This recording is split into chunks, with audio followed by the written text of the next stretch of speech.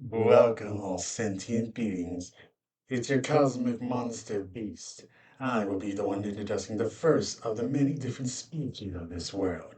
Cyber will be doing the next one. We'll be taking turns if we're doing it together.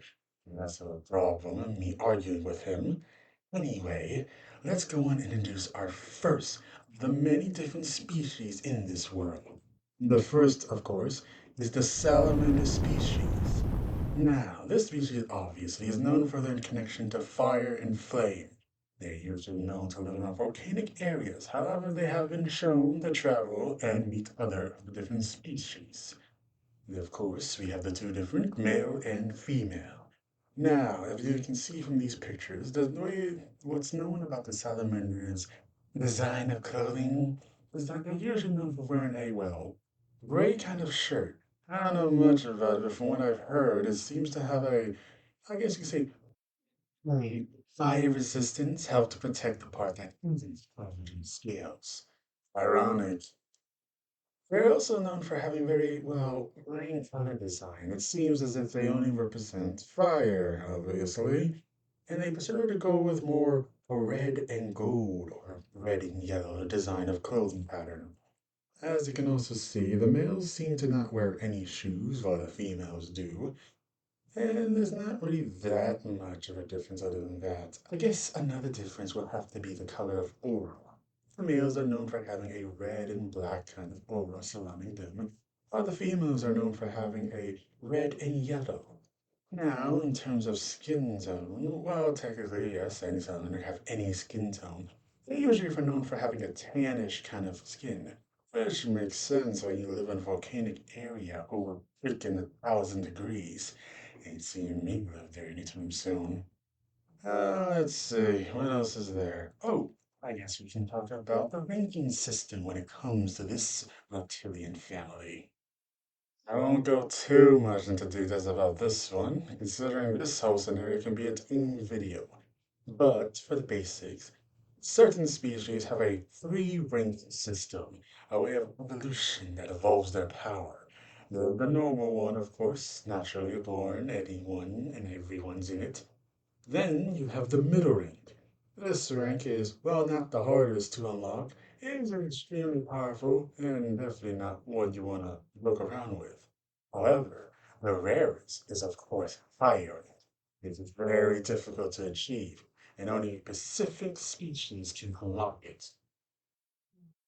I guess I should go into details what I mean by that. I guess you can say, as in Pacific, you mean very few can unlock it. It takes a very good amount of years, almost up to 300.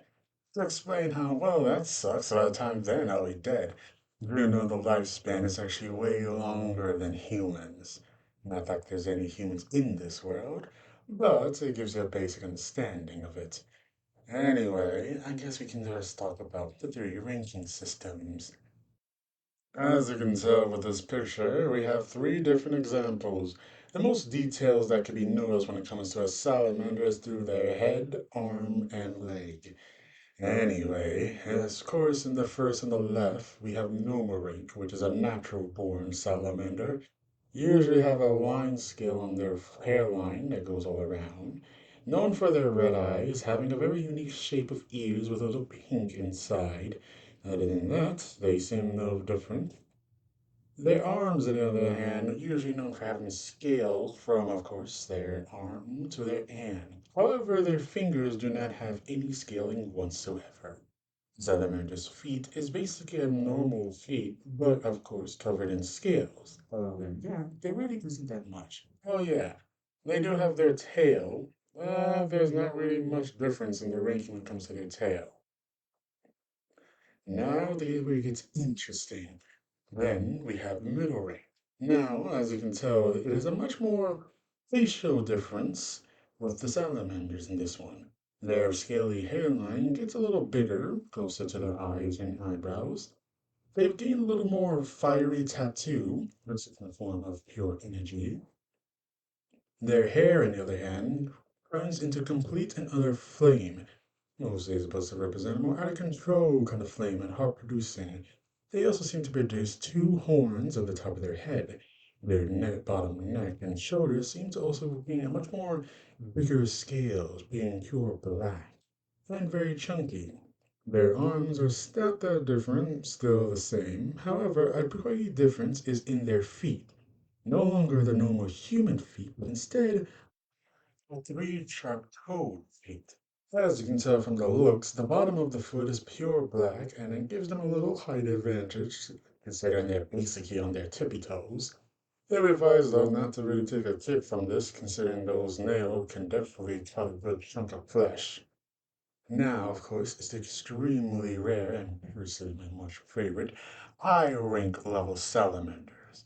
No longer do they have the fiery flame hair, but instead takes a more flowy lava, pure heat, kind of a liquidy. My advisor not to touch it unless you want to melt your hand away. They also seem to gain another set pair of horns underneath the bigger ones. The hairline is much more closer and a lot more bigger. They also seem to be getting hair around their entire head. Possibly that their own lava hair can probably hurt their skin, so it's probably there to keep it nice and safe. They also receive a lot more black scaling, mostly on their chin and bottom and whole neck area. They also seem to produce a much more lava flow between the cracks of the black scales, as if indicating that their body has become almost pure lava on the inside and is constantly flowing out. The arms have completely changed from a scaly design to a much more magma kind of pattern of the when magma flows and you have the black line and the red line, giving off almost a constant flow of lava. The legs, however, have completely taken over a completely different shape, no longer having a normal human-like leg, more of a reptilian creature. The scales have become quite bright and red, theorizing more heated up flames. The bottom, of course, is still black, but it also seems as if the three leg has become much more bigger, producing a small little toenail in the bottom back. I couldn't really think of any other way to call that. Um, than that. I guess we can also talk about what the salamanders are known for. Now, this is where it gets a lot more interesting. The salamanders are quite known in the world for their smithing techniques. It seems they also know to have a quite full friendly rival with the dwarves. The reason for this rivalry seems to come from how the salamanders produce their weapons. One of the unique features that a salamander possesses, called the salamander flame, it seems to be a great fire made from their living soul, coming out in the form of a brightened flame. With this, they can control it and have it used for smithing. This can only be used to get rid of a crust or rust inside metal or ore, making it with the blade as in the blade on the metal is in perfect condition. They can also control this flame to melt other metal into their blade, creating a sort of never losing its density or its shape, while also increasing the strength and the durability in a great amount. It's also known that their weapons that they created are known for the sharpness, completely beating the dwarves in their way of weapons. However, the dwarves have their own unique reason why people go for them for their tools, but that's in another scenario.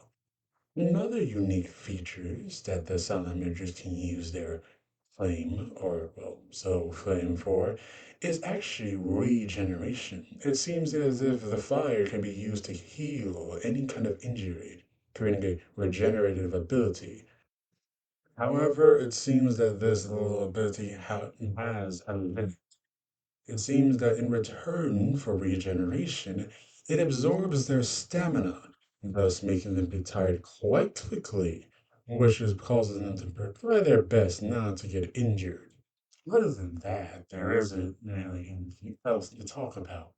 That's basically all the information there is to the Southerners as of right now. I don't mean they won't come back in another discussion, but that will have to wait until we get there. Other than that, I hope you like this first introduction to the many other species we will be talking about. If you like this, well, like the video. And if you want to see another, if you want to be ready for the next one, Subscribe and hit the notification button just to be prepared for the next video. Other than that, I hope everyone's having a lovely day and have a wonderful future. Bye bye.